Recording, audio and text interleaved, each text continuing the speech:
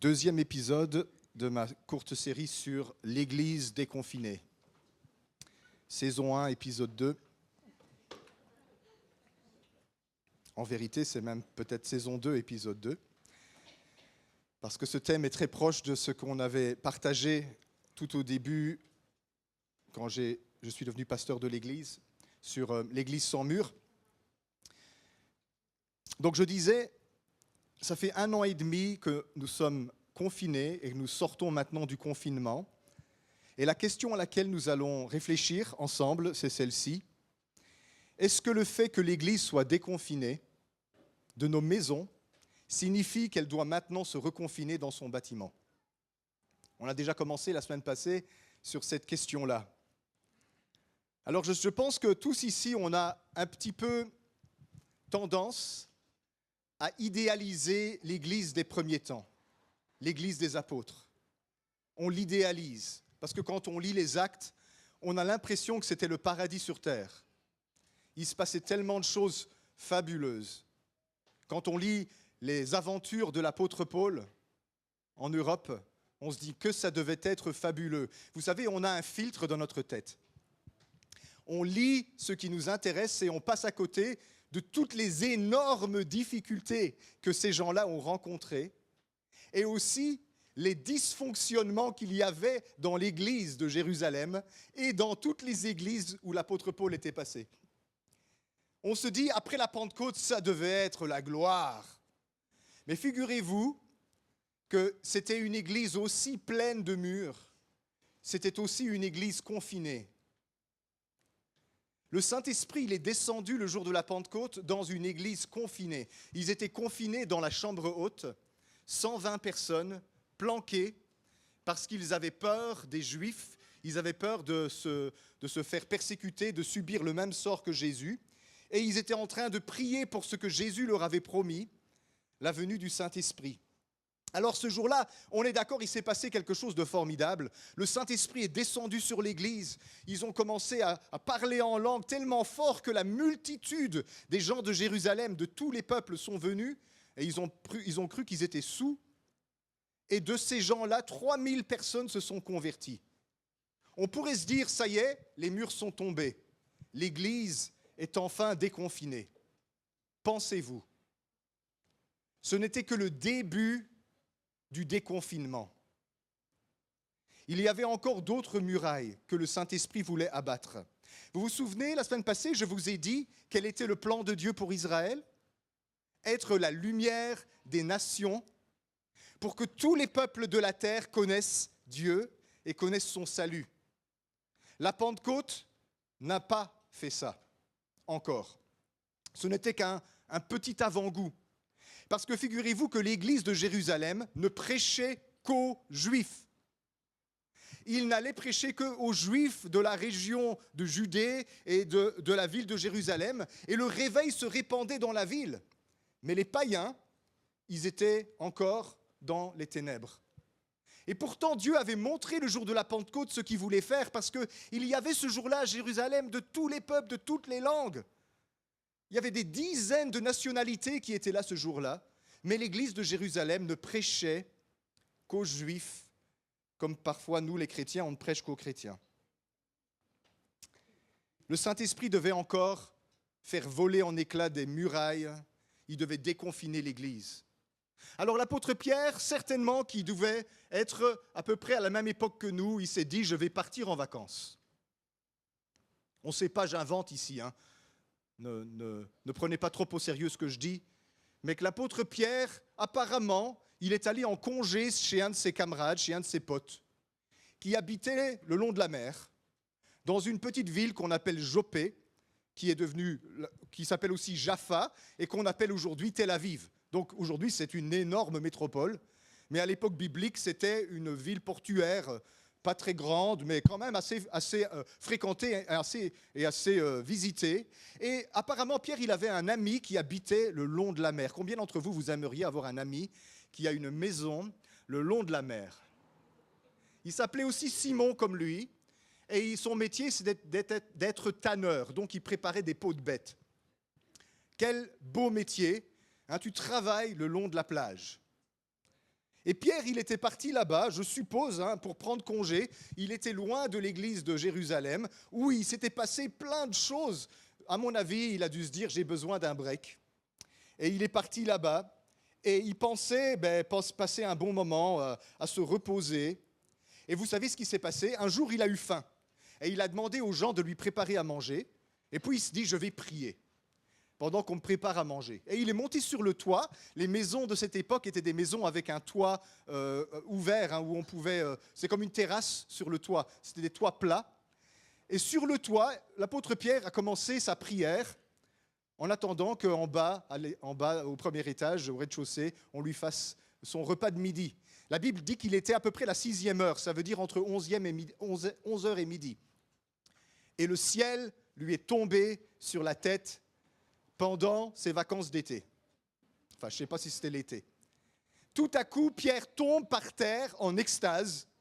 Et là, il voit cette vision que vous connaissez bien avec un drap qui descend du ciel et dans lequel se trouvent toutes sortes de bêtes immondes, des reptiles, des mille pattes, des araignées, des choses que les Juifs estiment être complètement impures. Et il entend la voix de Dieu qui lui dit « Pierre, tue et mange ». Et Pierre, dans sa vision, a dit « Jamais, Seigneur, rien d'impur n'est rentré dans ma bouche. Je ne vais pas bouffer ces saloperies. » Et ça s'en va au ciel. Et la même vision revient. Le drap redescend et la voix dit « Pierre, tue et mange ». Pierre, il dit « Que nenni ! Je ne mangerai pas ces trucs-là, c'est dégoûtant. Je suis un juif, je n'ai jamais mangé rien d'impur dans ma vie. » Et alors, ce moment-là a été vraiment un point de basculement dans l'histoire du christianisme. Alors que l'apôtre Pierre était en vacances et qu'il prenait du bon temps le long de la plage avec son ami, le Saint-Esprit avait prévu quelque chose de puissant. Il avait prévu de déconfiner l'Église encore plus loin. Ils pensaient qu'ils avaient déjà tout reçu à la Pentecôte. Ce n'était que le début des aventures. Parce que le Saint-Esprit est un sacré comploteur. Le Saint-Esprit complote de belles choses qui ne nous révèlent pas toujours. Vous savez ce que le Saint-Esprit avait comploté? Il avait été parlé à un païen qui s'appelait Corneille en lui disant « Va déranger Pierre pendant ses vacances. Il habite... » Le Saint-Esprit sait exactement où tu es. Il lui a dit « Il habite dans la maison de Simon le tanneur, le long de la mer à Joppé. Va l'embêter, parce que c'est lui qui va te dire les paroles par lesquelles tu vas être sauvé. » Encore une fois, là, sans demander le consentement de Pierre. Le Saint-Esprit ne l'a pas dit à Pierre, « Pierre, est-ce que tu es disponible pendant tes congés pour un petit truc que j'ai prévu ?» Non, le Saint-Esprit, il a tout prévu. On va déranger Pierre pendant ses vacances, parce que les vacances ne sont pas faites pour prendre congé de Dieu. Les vacances sont faites pour prendre congé du travail, pour être libre de travailler pour Dieu. Ce n'est pas une coïncidence si j'en parle maintenant.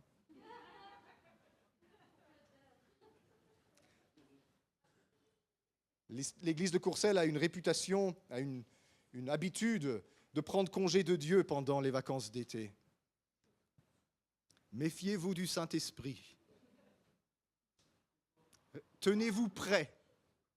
Tenez-vous prêts, parce que le Saint-Esprit, il agit que vous soyez prêts ou pas. Pierre, il était prêt. Il était en vacances, mais il priait. Pierre était quelqu'un qui priait. Et quelque chose de formidable lui est arrivé. Ça a été une leçon double. Ça a été un miracle double. Premièrement, ça a changé la mentalité de Pierre, qui était encore, en tant que bon juif, assez sectaire, et il rejetait les païens comme des gens impurs.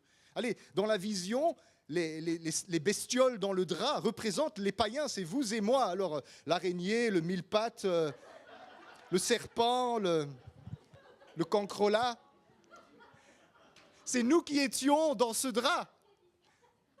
Et Pierre, il ne voulait pas avoir affaire à des gens comme nous, parce qu'il y avait une tradition dans sa tête qui empêchait qu'il se réalise comme lumière des nations, ce à quoi il était appelé en tant qu'Israélite.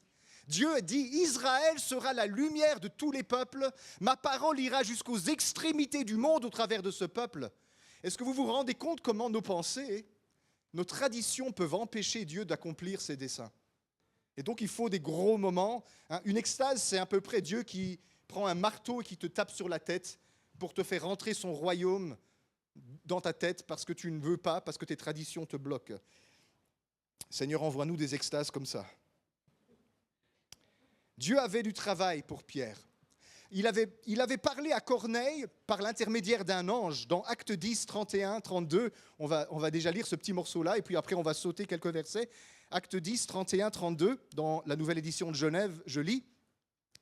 Dieu dit à Corneille, « Corneille, ta prière a été exaucée et Dieu s'est souvenu de tes aumônes. Envoie donc quelqu'un à Joppé et fais venir Simon, surnommé Pierre.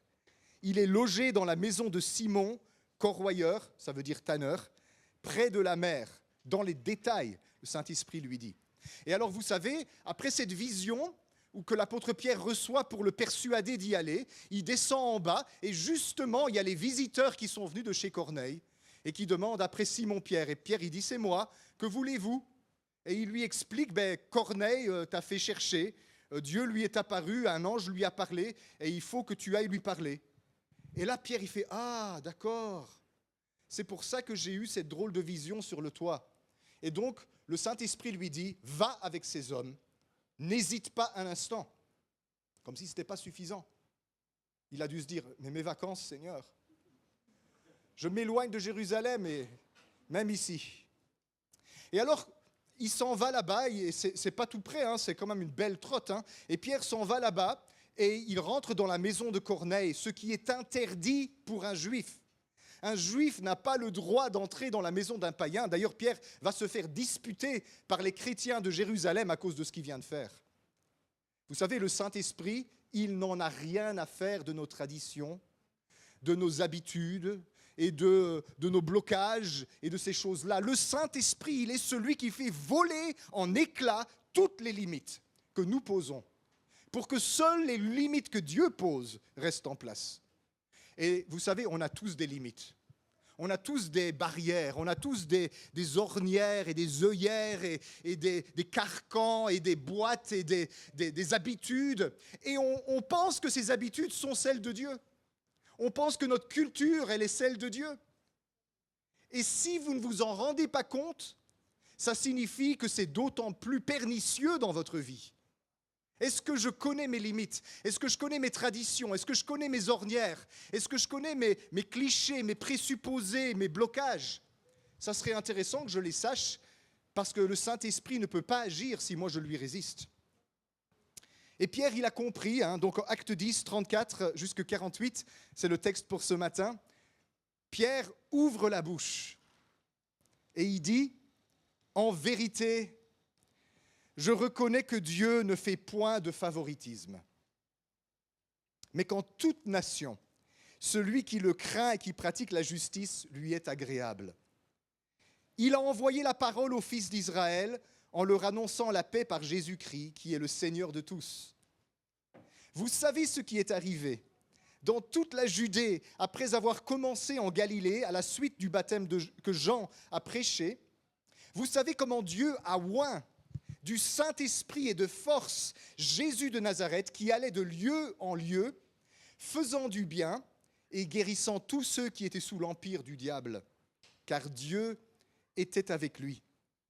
Nous sommes témoins de tout ce qu'il a fait dans le pays des Juifs et à Jérusalem. Ils l'ont tué en le pendant au bois.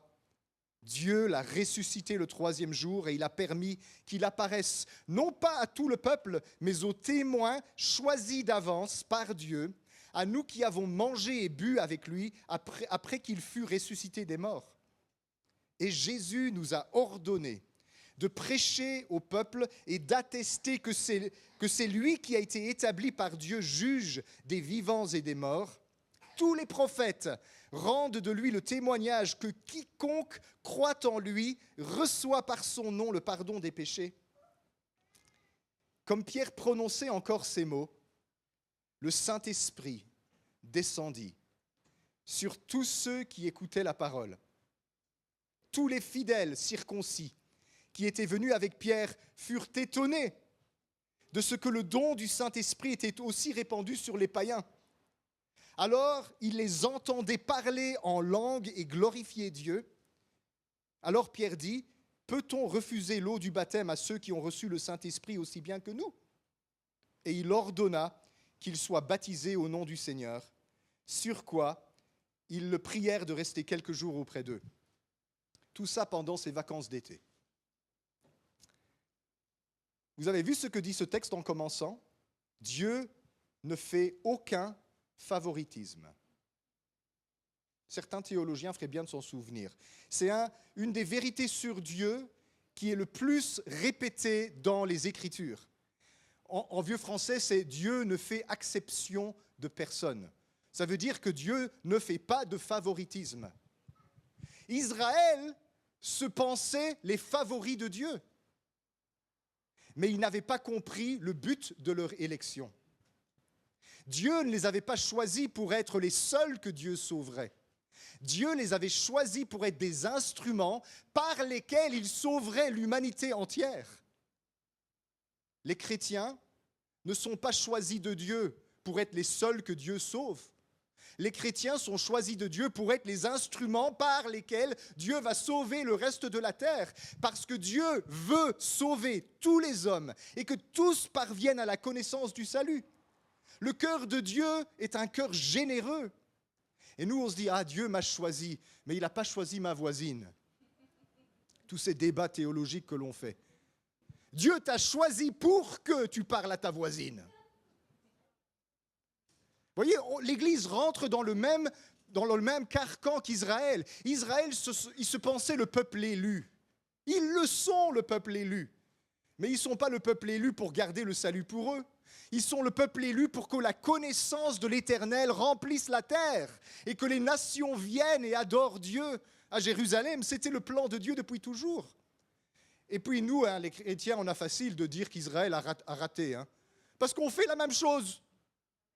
On fait exactement la même chose. Nous, on est les élus de Dieu. Les autres, Dieu ne les a pas élus. On est les chouchous. Dieu nous aime plus que les autres. Dieu t'a choisi pour être lumière des nations, pour être sel de la terre, pour que dans tous les peuples, les personnes que Dieu appelle sortent des ténèbres et rentrent dans sa lumière. Vous voyez, ce verset, il est très dérangeant pour certains théologiens. Verset 34, « En vérité, je reconnais que Dieu ne fait pas de favoritisme, mais qu'en toute nation, verset 35, celui qui craint et qui pratique la justice lui est agréable. » Si ce verset te dérange, si ce verset dérange ta théologie, ne change pas le verset, change ta théologie. En vérité, je reconnais que Dieu ne fait pas de favoritisme, mais qu'en toute nation, celui qui le craint et qui pratique la justice lui est agréable. Il y a des gens dans les nations qui craignent Dieu, qui pratiquent la justice et qui lui sont agréables, et comme Corneille, ils ne connaissent pas encore l'Évangile. Ah, qu'est-ce qu'il prêche le pasteur ce matin ? C'est vrai. Dans les nations, il n'y a pas que d'horribles méchants qui font du mal partout autant qu'ils peuvent. Ceux-là aussi, Dieu veut les sauver. Mais il y a aussi des braves, il y a aussi des justes qui essayent de chercher Dieu, qui cherchent à connaître Dieu, qui veulent vivre une vie dans la crainte de Dieu, mais ils ne le connaissent pas encore. Ils n'ont pas entendu les paroles par lesquelles ils peuvent être sauvés. Nous, on pense que c'est nous les saints et en dehors des portes, ils sont tous des dépravés, des corrompus, des méchants. Vous savez, si c'est sur ce plan-là qu'on regarde, nous le sommes tout autant. Parce que nous aussi, nous étions des dépravés, des corrompus, des méchants, quand Dieu nous a appelés. Il n'y a pas de différence. Il n'y a pas un seul juste sur la terre, si on regarde de ce point de vue-là. Mais ici, l'apôtre Pierre se rend compte que Dieu peut regarder dans les maisons des gens qui sont chez les païens et de se dire « celui-là, il me plaît, il ne connaît pas mon salut, je vais lui révéler ». Et c'est ce qui se passe dans ce texte. Dieu appelle Corneille et toute sa maison au salut, parce que Corneille était un homme qui cherchait Dieu. Il ne l'avait pas encore trouvé, mais il le cherchait de tout son cœur. Et alors Pierre présente très courtement l'évangile, pas un long sermon, il présente l'évangile très courtement. Verset 38, il dit « Vous savez comment Dieu a oint du Saint-Esprit et de force Jésus de Nazareth, qui allait de lieu en lieu faisant du bien, guérissant tous ceux qui étaient sous l'empire du diable, car Dieu était avec lui, etc. Ce message de Pierre pour évangéliser, il ne fait pas 5 pages. C'est un petit résumé de ce que Pierre a vu et entendu Jésus faire. Il prend modèle, remarquez, sur un Jésus déconfiné. Jésus était un homme déconfiné. Il allait de lieu en lieu, faisant du bien et guérissant tous ceux qui étaient sous l'empire du diable, car Dieu était avec lui. Jésus n'était pas une grenouille de bénitier. Il n'y avait pas de bénitier à l'époque, bien sûr. Jésus allait à la synagogue. Il se faisait presque toujours engueuler quand il y allait.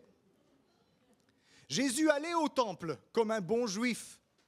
Mais Jésus ne se contentait pas de vivre sa vie spirituelle dans les lieux de culte. Jésus était un homme spirituel partout où il allait. C'était un homme déconfiné. Il vivait sa spiritualité librement, sans religiosité, partout où il allait. Dans les repas de mariage, dans les banquets, dans les marchés, n'importe où, au milieu des champs. Jésus était un homme déconfiné. C'était tout sauf un homme religieux. Jésus était un homme qui marchait avec Dieu et qui détestait la religion. Et la religion le détestait. Jésus était l'ennemi numéro 1 des gens religieux. Il se faisait des ennemis parmi les rabbins. Il se faisait des ennemis parmi les scribes. Il se faisait des ennemis parmi les prêtres de l'époque. En fait, tout le monde l'aimait bien, sauf les autorités religieuses du temps. Je suis persuadé, les amis, je suis persuadé que si Jésus venait aujourd'hui, il se ferait des ennemis parmi les prêtres, il se ferait des ennemis parmi les pasteurs, il se ferait des ennemis parmi les gens religieux, qui le mettraient dehors de leurs églises parce qu'ils ne respectaient pas les traditions des anciens. Tu ne respectes pas la tradition protestante, Boyton. Tu ne respectes pas la tradition orthodoxe, Aluche, comme on dit par ici. Tu ne respectes pas la tradition catholique, tu n'as rien à faire dans la messe. Je vous garantis que Jésus se ferait mettre dehors. D'ailleurs, lui-même, souvent, il se sentait mis dehors, même après sa résurrection et son ascension, parce que dans l'Apocalypse, il dit, voici, à une église, je me tiens à la porte et je frappe, laissez-moi rentrer pour l'amour de Dieu, au clair de la lune. Jésus, dans l'Apocalypse, il est en dehors de la porte des églises et il dit, ouvrez-moi la porte, je viendrai, je mangerai avec vous, je souperai avec vous.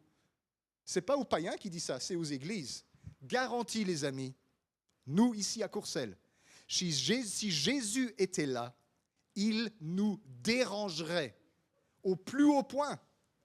Il nous dérangerait et peut-être que je dirais, monsieur, s'il vous plaît, arrêtez de perturber le culte, veuillez boire un café dans la cuisine, Stéphane va s'occuper de vous.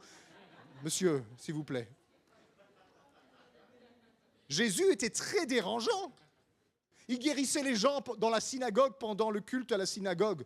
Et puis vous imaginez quelqu'un qui avait une main atrophiée comme ça, tout à coup Jésus dit, monsieur, levez-vous, étendez votre main, boum. Vous pensez que la synagogue restait tranquille après ça? Fini le culte, fini la messe, fini, c'est terminé. Et puis l'autre derrière là-bas qui est là depuis 20 ans dans la synagogue et qui a des démons. Il ne supportait pas la présence de Jésus, alors il se met à beugler, à hurler, à se débattre. Jésus dit, sors de cet homme. Tout le monde dit, mais c'est quoi cette nouvelle doctrine? Ce gars-là, il est dérangeant, il faut vraiment qu'on... Est-ce que vous vous êtes rendu compte que la première prédication de Jésus à Nazareth, ils ont voulu le jeter en bas de la falaise, juste après. Je me souviens, en 1996, ma première prédication, tout le monde est venu me dire, c'était bien Christophe. J'ai certainement très mal prêché alors. Parce que si j'avais prêché comme Jésus, on aurait dit, bon, frère, merci, mais on n'a pas besoin de tes services. Jésus était dérangeant. Maintenant, il ne dérangeait pas le peuple, il dérangeait les autorités religieuses, les traditions. Parce qu'on était plus attaché aux traditions qu'à l'amour de Dieu, qu'à la fidélité envers Dieu. Jésus était un homme déconfiné. Alors la plus grande partie de son ministère, Jésus le faisait de lieu en lieu, où il faisait du bien. Il faisait du bien, on ne dit pas quel bien. Il faisait du bien.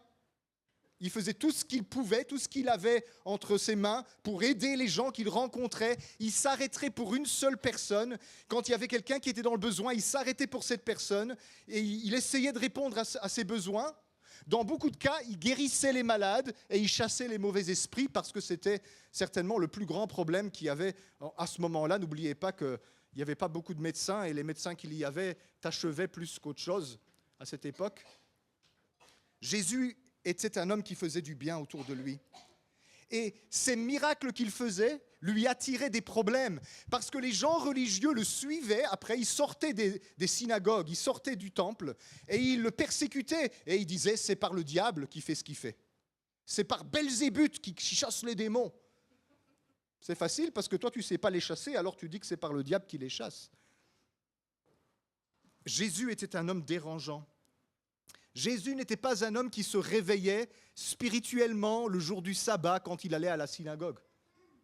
Jésus ne se rendormait pas la semaine. Jésus était le Fils de Dieu.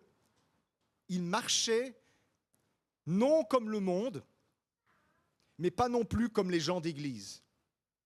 Il était un homme à part. Il était oint du Saint-Esprit pour faire la différence. Mes amis, c'est ça, un chrétien. Et l'apôtre Pierre, dans cet épisode de Corneille, il nous montre ce que c'est qu'être un chrétien comme Jésus, parce que l'apôtre Pierre, il n'avait pas prévu cette histoire. Il allait de lieu en lieu. Ici, il est simplement en vacances. Et le Saint-Esprit qui repose sur Pierre fait les mêmes choses au travers de Pierre que ce qu'il faisait au travers de Jésus. Et comme Jésus, le Saint-Esprit faisait des grandes choses au travers de lui, ici l'apôtre Pierre, eh bien, il amène le salut dans la maison de Corneille. On est trop souvent des chrétiens caméléons. Vous savez ce que font les caméléons, enfin, c'est pas tout à fait exact d'un point de vue de l'espèce, mais c'est ce qu'on dit sur les caméléons. Ils prennent la couleur des objets sur lesquels ils se posent. Ce n'est pas exactement ça, mais bon. L'allégorie tient. Chrétien caméléon, c'est le chrétien qui devient comme ceux avec qui il est. Quand il est avec des païens, on ne voit pas la différence. Quand il est avec des gens d'église, on ne voit pas la différence. Il a la capacité de prendre les couleurs de son environnement et de passer complètement inaperçu. Jésus, il appelle ça de l'hypocrisie. C'est ce qu'il disait des autorités de son temps qui se déguisaient, qui jouaient aux hommes d'église. Ils se tenaient là, ils faisaient des grandes prières, ils s'habillaient d'une certaine façon et en fait Jésus disait, c'est du vent tout ça, il n'y a rien derrière, vous ne connaissez pas Dieu et vous empêchez ceux qui voudraient le connaître de le connaître avec votre mascarade. À bas les masques! Non, gardez-les.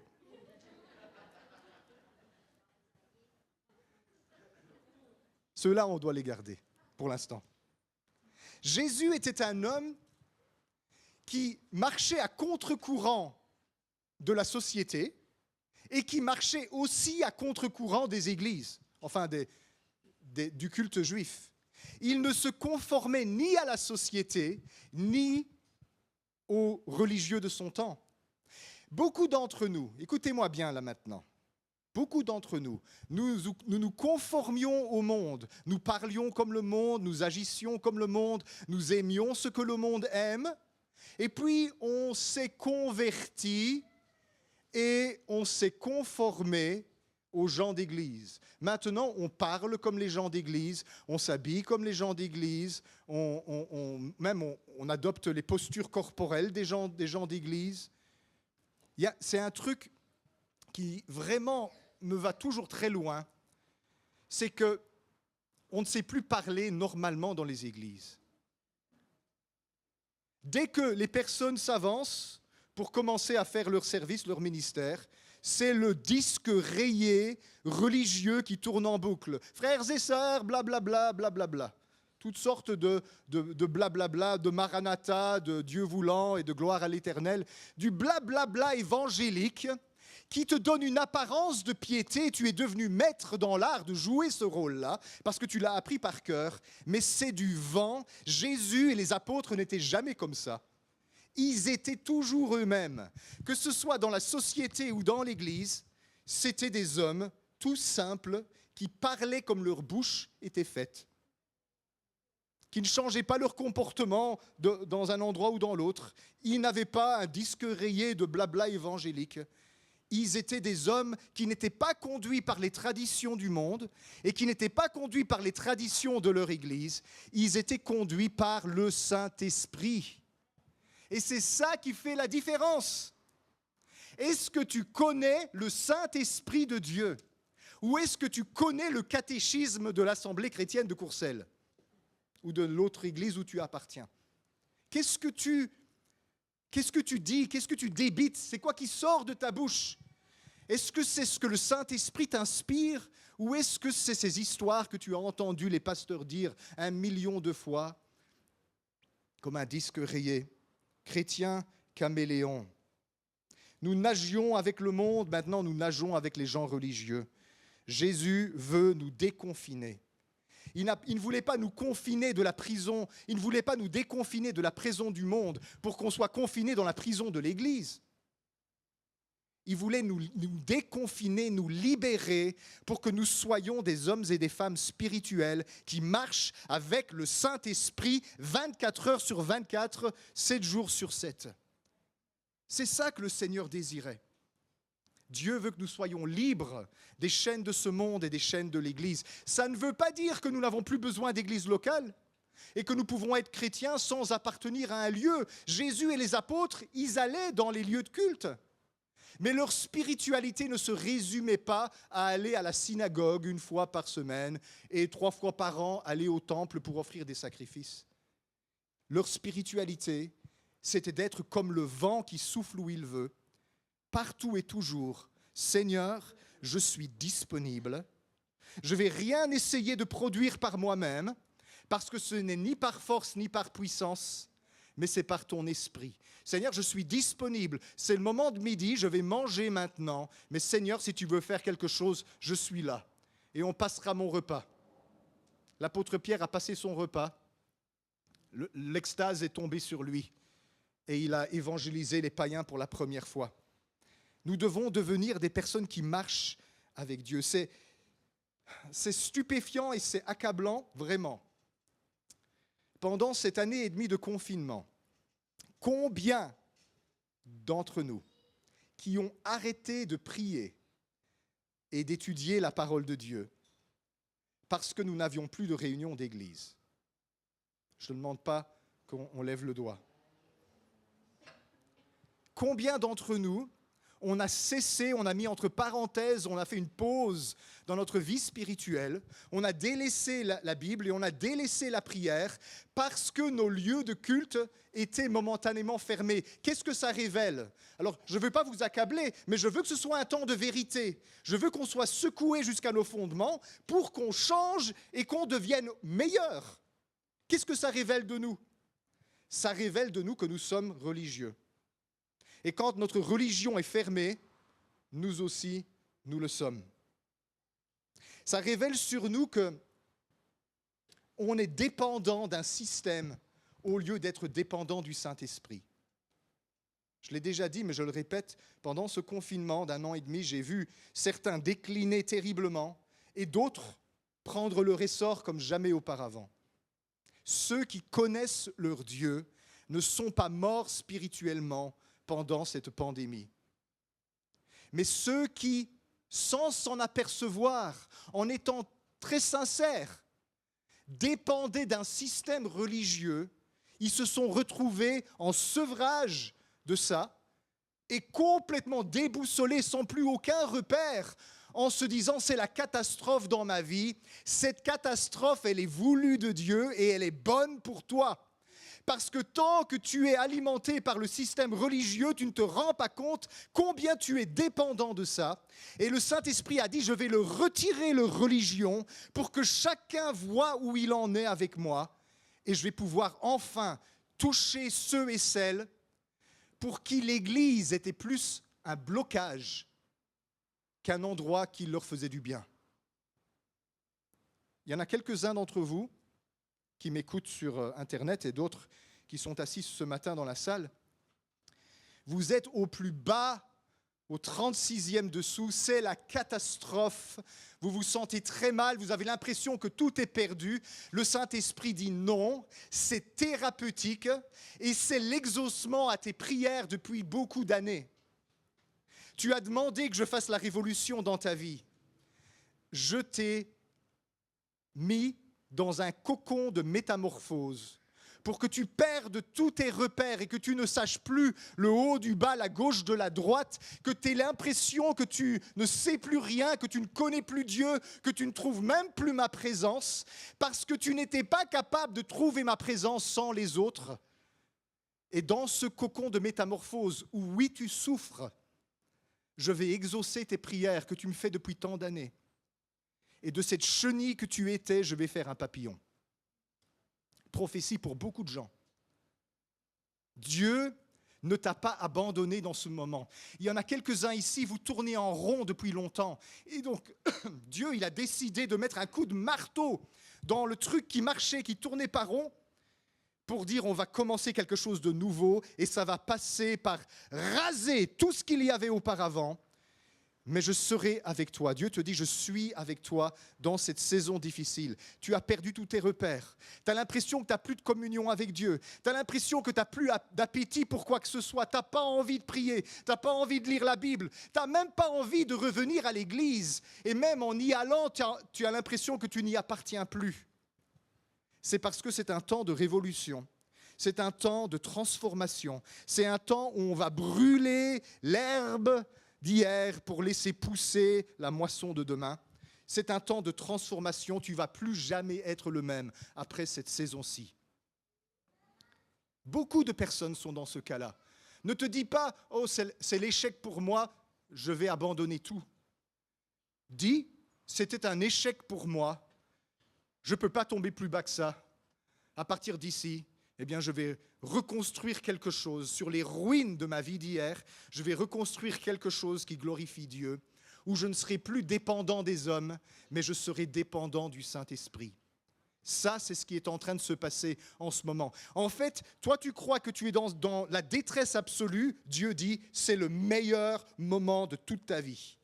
Parce que maintenant, tu apprends à dépendre de moi. Maintenant, tu apprends à chercher le Saint-Esprit. Dieu veut des chrétiens déconfinés. Dieu veut des chrétiens qui ne sont pas dépendants d'un système. Vous savez, les apôtres, ils se sont fait mettre à la porte de toutes les synagogues, c'est-à-dire les églises du moment. Il n'y avait pas d'autres églises, en tout cas de lieux de culte. Ils se sont fait mettre dehors des synagogues et ils se sont fait mettre dehors du temple. Est-ce que vous pensez que cela les a arrêtés ? Ils se rassemblaient le long des rivières, ils se rassemblaient dans les catacombes, ils se rassemblaient dans les maisons, ils se rassemblaient dans les colonnades du temple, dans le parvis de Salomon, et on les mettait dehors de là-bas aussi. Peu importe où on les mettait dehors, les chrétiens se rassemblaient parce qu'ils n'allaient pas à l'église, ils étaient l'église, et ils n'avaient honte de rien et peur de personne. Le Saint-Esprit brûlait dans leur cœur. Vous allez dire, ah mais c'est les apôtres. Martin Luther, réformateur, XVIe siècle. Il a été mis au banc de l'Empire. Vous savez ce que ça voulait dire, ça ? Qu'il était excommunié de l'Église catholique et que dans l'état de droit, il n'était plus rien du tout. N'importe qui le croisait et qui le tuait ne serait pas poursuivi pour meurtre. Martin Luther était exclu de son pays et il était exclu de son église qu'il aimait et qu'il essayait de réformer. Rejeté de tous. Est-ce que vous pensez que cela l'a arrêté ?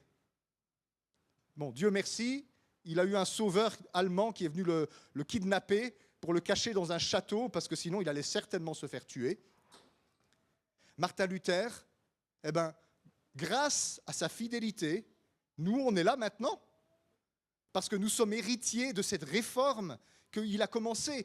Un homme, les apôtres, ils étaient au moins 12, avec les 120 et puis les milliers. Martin Luther était tout seul, avec un prince allemand qui le protégeait. Et il n'a pas eu peur. Quand on connaît son Dieu, on n'est plus dépendant d'une église, on n'est plus dépendant d'une autorité qui nous console, qui nous dorlote, qui nous change notre langue. On est capable de faire des exploits avec celui qui habite en nous. Ce n'était pas la première fois dans l'histoire que ce genre de choses se passait. Est-ce que tu peux m'afficher, Noémie, s'il te plaît, Daniel au chapitre 11, les versets 31 et 32. Daniel au chapitre 11, il est en train de parler d'un épisode horrible dans l'histoire d'Israël, où il y a un roi grec qui a interdit le culte du temple. Et donc, il a empêché l'Église du moment de se faire. Il a même souillé le temple avec des cochons sur l'autel pour être sûr que les Juifs n'y aillent plus. Et Daniel, il dit, est-ce que tu as dans le Sommeur peut-être? J'aime bien la traduction du Sommeur pour celui-ci. Voilà. Certaines de ses troupes, il parle de ce roi-là, prendront position sur son ordre. Elles profaneront le sanctuaire et la citadelle. Elles feront cesser le sacrifice perpétuel, c'est les agneaux du matin et les agneaux du soir, et installeront la profanation abominable. Voilà, c'est l'idole qu'ils ont été mettre dans le temple. Écoutez, par ces intrigues, il entraînera dans l'impureté ceux qui auront trahi l'alliance. Beaucoup de Juifs ont trahi à ce moment-là. Mais, vous voyez le mais? Le peuple de ceux qui connaissent leur Dieu agira avec courage. C'était peut-être un des moments les plus difficiles pour Israël. Leur culte était fini. Et à cause de ça, beaucoup de personnes trahissaient l'alliance et abandonnaient Dieu. Mais le peuple de ceux qui connaissent leur Dieu agit avec courage. Et il y a eu tout un groupe d'Israélites qui se sont dressés contre cette dictature et qui ont changé les choses.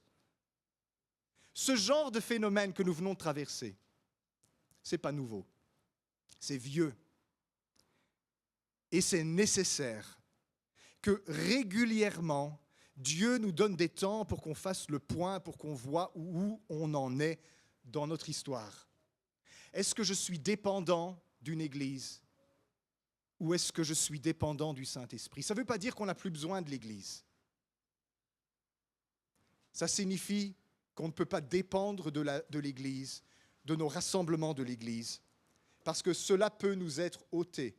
Et dans le futur, l'église chrétienne en Occident va être de plus en plus persécutée. Notre liberté de culte telle que nous la vivons maintenant, je ne sais pas pendant combien d'années encore nous allons la voir.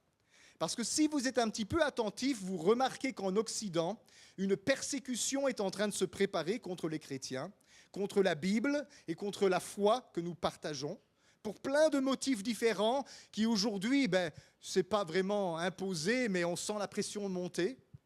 Mais ça va venir. Et il se peut très bien qu'en Occident, dans le siècle qui vient, nous n'ayons même plus le droit de faire ce que nous faisons aujourd'hui. Qu'allons-nous devenir? Ça sera le jour le plus glorieux pour l'Église de Jésus-Christ en Occident. Oui, certains seront entraînés dans l'impureté parce qu'ils auront trahi l'alliance. Mais le peuple de ceux qui connaissent leur Dieu agira avec courage. Pendant cette pandémie, moi j'ai vu le peuple qui connaît son Dieu agir avec courage.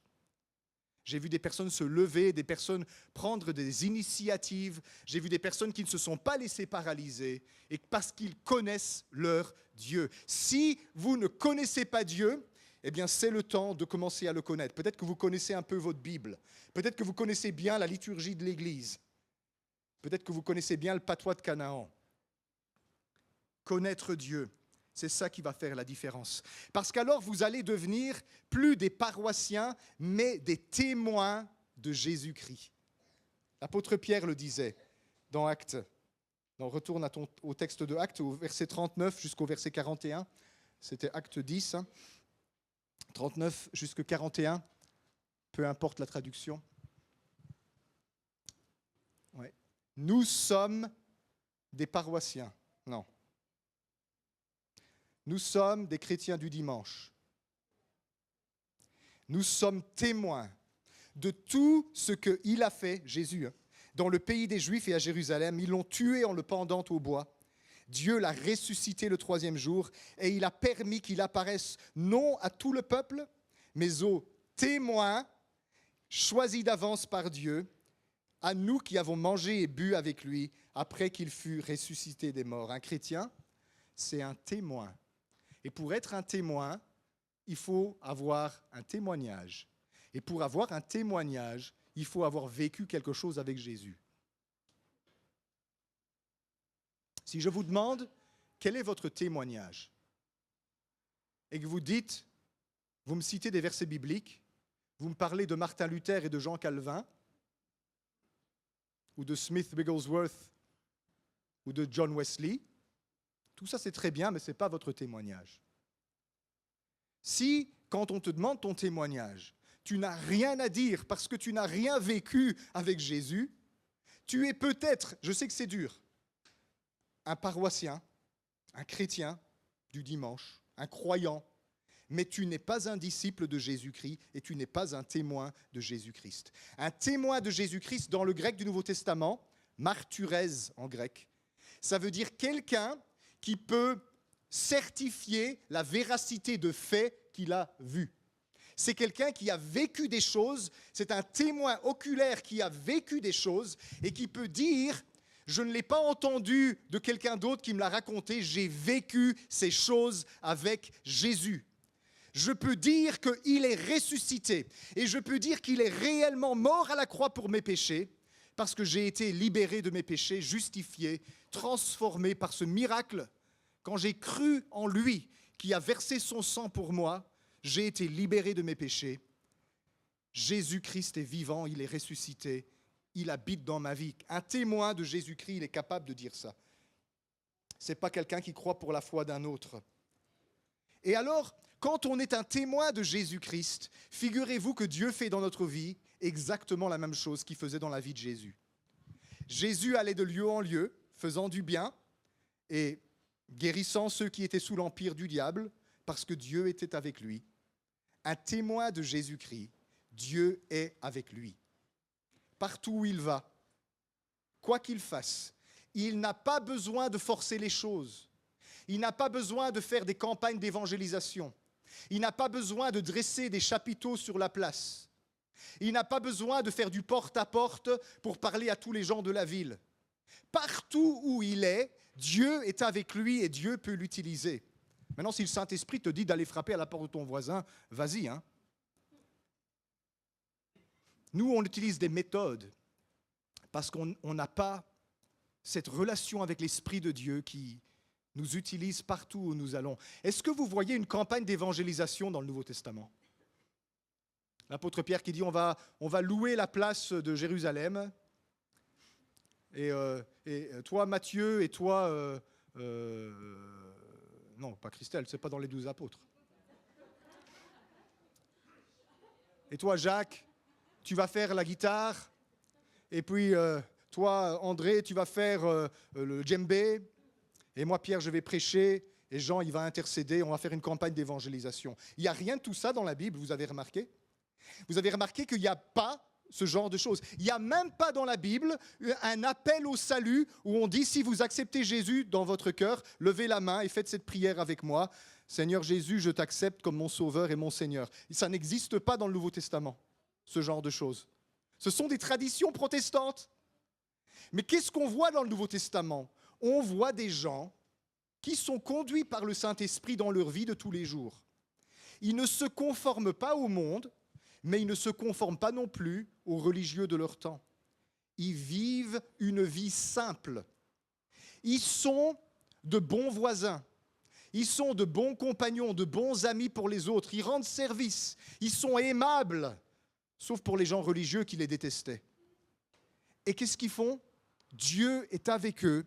Et si Dieu fait quelque chose, eh bien, je vais faire quelque chose aussi.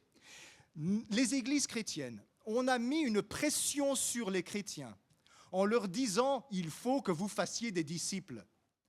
Je connais même un mouvement qui dit qu'un chrétien doit au moins amener une personne à Jésus chaque année. Quand on arrive vers le 15 décembre, on commence à stresser. Et on va commencer à embêter les voisins à partir de là. Non, un chrétien n'a pas de statistiques et de quotas à respecter. Un chrétien, un disciple de Jésus, il n'a qu'une seule chose à faire, c'est marcher avec le Saint-Esprit. Être un adorateur de Dieu en tout lieu qu'il est, quoi qu'il fasse, en vacances ou au bureau. Et si Dieu lui ouvre une porte, il saisit l'occasion. C'est aussi simple que ça. Tu n'as pas besoin de te mettre de la culpabilité. Oh, il faut que je sauve quelqu'un. Tu n'es pas capable de te sauver toi-même. Qu'est-ce que tu veux sauver quelqu'un ? Tu as besoin que Dieu fasse quelque chose. Vis simplement dans la communion avec Dieu. Vis simplement avec le Saint-Esprit. Va de lieu en lieu dans ta vie de tous les jours, sans blabla religieux, sans jouer au Ghostbuster qui cherche les démons dans tous les coins, sans taper sur les autres avec ta Bible, comme certains font. Pas besoin de se tenir dans les bus et de hurler sur les gens en leur disant « race de vipères, sépulcre blanchi, qui vous a appris à échapper à la colère à venir », comme certains font vraiment. Allez sur YouTube, vous en verrez.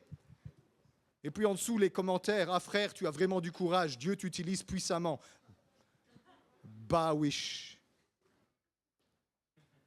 Il n'y a jamais personne qui va se convertir avec tes anathèmes et tes hurlements dans les bus.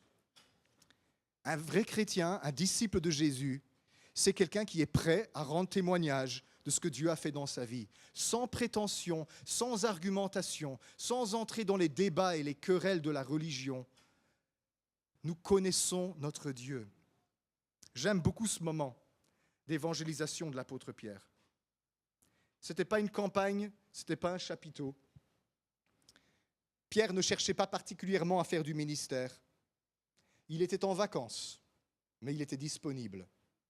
Toujours prêt pour une nouvelle aventure. Toujours prêt à apprendre quelque chose qu'il ne savait pas. Ouvert à de nouvelles expériences.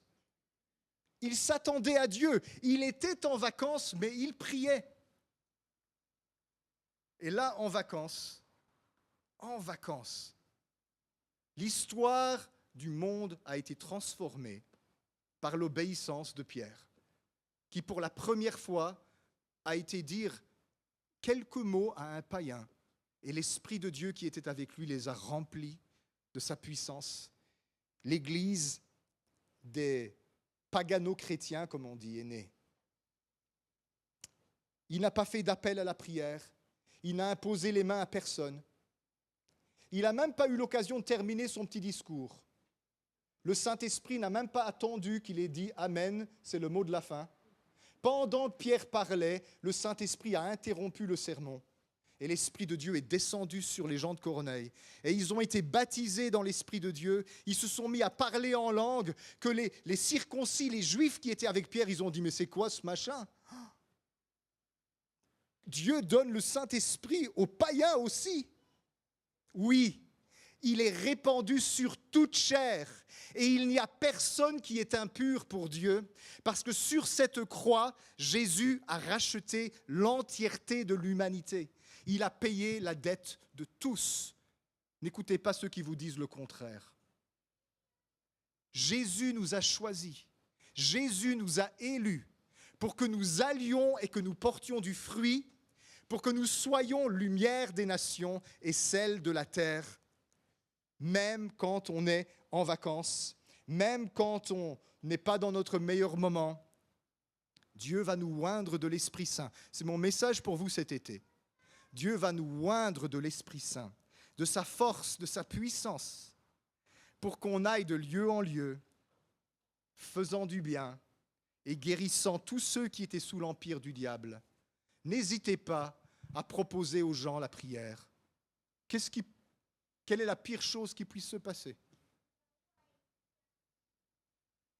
Mais moi, je sais des belles choses qui peuvent se passer. Dieu peut saisir l'occasion que vous lui donnez pour toucher une vie, pour sauver quelqu'un. Et vos vacances, alors, elles ressembleront à quelque chose. Pas simplement, je me repose de mon travail, mais je me repose pour laisser toute la place à mon Créateur, qui m'a appelé à ma façon, dans mon style de vie, à être lumière des nations et sel de la terre. Déconfinons-nous réellement, les amis, et bientôt, on pourra en dire autant que ce qu'on dit de Jésus dans ce texte. À bon entendeur, salut.